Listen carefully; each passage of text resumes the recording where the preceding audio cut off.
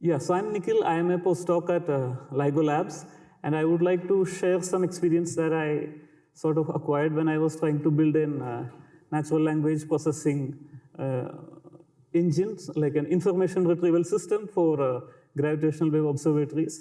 And the key point that I would like to stress is like we are now in this era of large language models, but then there is still a lot of very good, efficient algorithms that exist in the domain of natural language processing. So instead of completely jumping to LLM and trying to train LLMs from scratch, if you sort of merge the existing NLP with the LLM, the latest state-of-the-art LLM models, you might get better solutions. So you might have, like, yeah, before, I would also like to ask, who would, I had a question for the audience. So who, if they had an option, would like to have a ChatGPT sort of model for their own data, private data? Like, okay. Yeah, so I would sort of give you some tips and tricks on how to do that. Like if you're caring about a question answering sort of engine, and you would also think how is it connected to gravitational wave interferometers? So these LIGO sort of interferometers are complex optomechanical devices, and these have been built through the effort of like hundreds of scientists across at least 2 decades. Okay, and every time we would like to keep the interferometer up, we want to fix bugs, we want to enhance the sensitivity, but we don't have we don't have the experts who fixed something at the moment. They might have seen this issue, like every time there is an issue at the site, it might have happened 10 years back, maybe in some other gravitational wave detector, and someone might have solved it. So we don't want to reinvent the wheel. So if you have a very fast way to access information and fix these things, we can enhance our duty cycle. So that's the whole motivation. And it's also that we would also like to leverage the collective wisdom of all the scientists in the domain. And it's also good for students who are new to the field. If they have a sort of information retrieval system, it sort of speeds up things. So that's the basic motivation. And yeah, so how did we do it? So we started a bit earlier, like in 2017, 18, we built our first NLP engine for LIGO. So that was way before when we had the LLM hype, I guess. And I would like to give sort of a demo, and then let's go ahead. So this is the engine that we built. It's called HeyLIGO, and it sort of lists all the gravitational wave interferometers. And say if you check one of them, say I go to Livingston. So the way it opens up, and then there are sort of things that I would like to explain. So here it's sort of based on the interaction that is going on live at the site, like how scientists are sort of communicating and it sort of identifies the key pressing issues at the site. So it's listed as the today's trending. And then say you would like to know something. So if I want to test something like, so I ask how to clean optics using, say I damaged an optics, and I want to know what's the best way to clean it. And say first contact, that's how we clean. So then once you give this query, it goes back, it searches all sort of documentation. It searches all the theoretical documents, all the manuals and to-do things, and it looks into the LIGO documentation center and sort of pulls all those things out. And the nice thing is it also pulls out all the images. Because sometimes for us, we would like to see things first, right? That's also very fast. So like here, you can see how it pulls out essentially how to do it. It pulls out all the images. This might have happened 10 years back and how to do it. And then you could just click there and then go to the documentation of how to do it. And so there are like 4 columns. On this side, like the right side, these are like technical documentations on how to do things, what are the procedures, and it also identifies who are the key people. So that's also very relevant if you want to know whom to contact and all that. Okay. While on this side, it also identifies the experimental results, like when something, there's a manual, but there's also something practical, right? When someone did something, how did it work out and all that. So, and I would explain how we did it, but I just wanted to give this.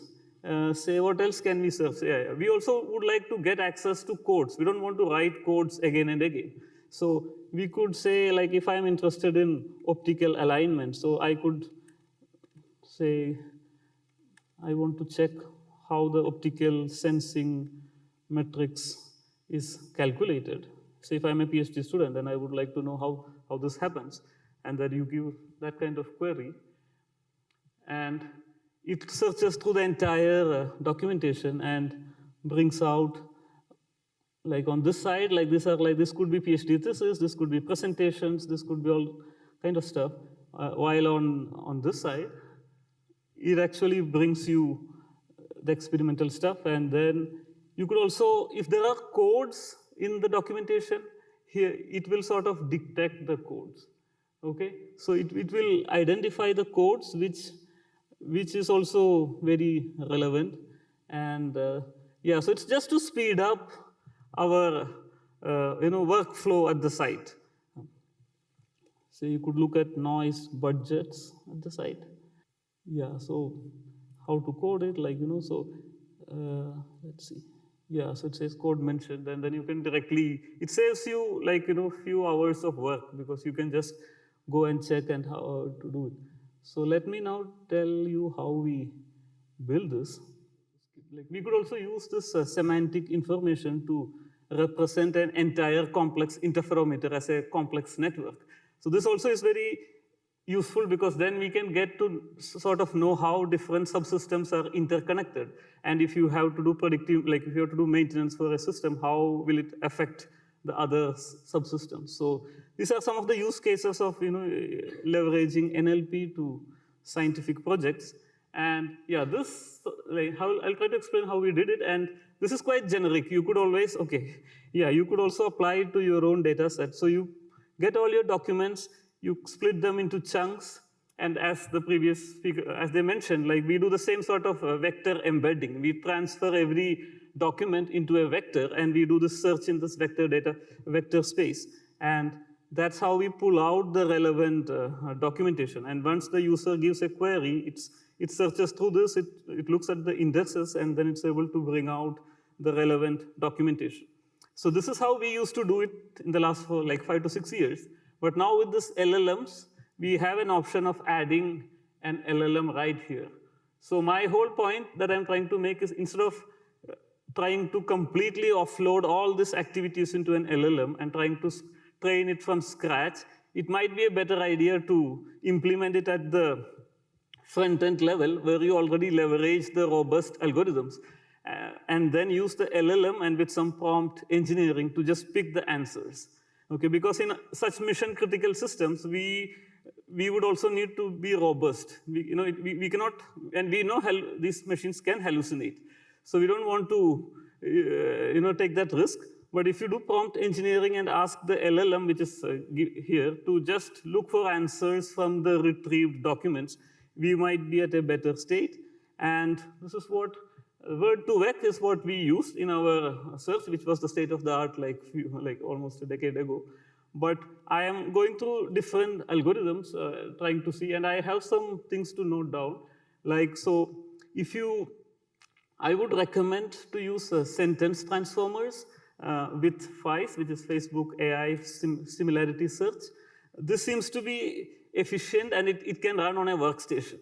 You don't need intense resource, but if you want better semantic search, you might go to dense passage retrieval sort of thing. But I see these things use a lot of RAM. Like, 200, if you have at least 300 GB of RAM, yeah, you can use it.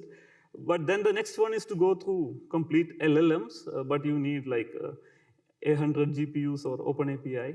And yeah, so if I just use OpenAPI, I don't know if people have gone through the data privacy statement, which is given in their website. It clearly states that we have used the user data till March 1st.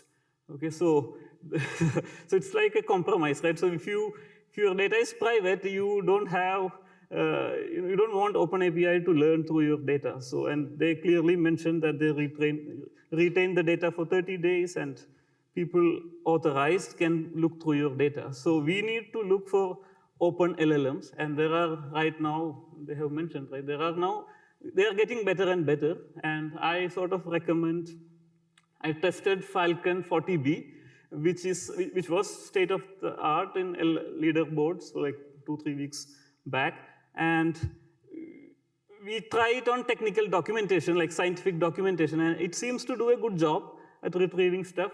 But compared to OpenAPI sort of thing, the thing is, it's slow. Unless you have intense like GPU support, like at least 3, 4, 800 GPUs, it might take a long time for you to get back an answer. And if you want to scale up your system and then you have hundreds of users querying, it's a bit of challenge how to implement it, but I hope it will get better with time. And I would like to sort of end with this slide, which is like sort of a recommendation. So if you have small to medium scale data set, like say 10,000 of question answer, and then you want to build a question answering engine, instead of starting directly with LLMs, you should always, you can actually start with the simpler vector-based embedding and then progress with time, and finally, if you're satisfied, like you can also try fine-tuning LLMs, and that's a whole topic on itself. So I would, I would stop here, and yeah, thanks for listening.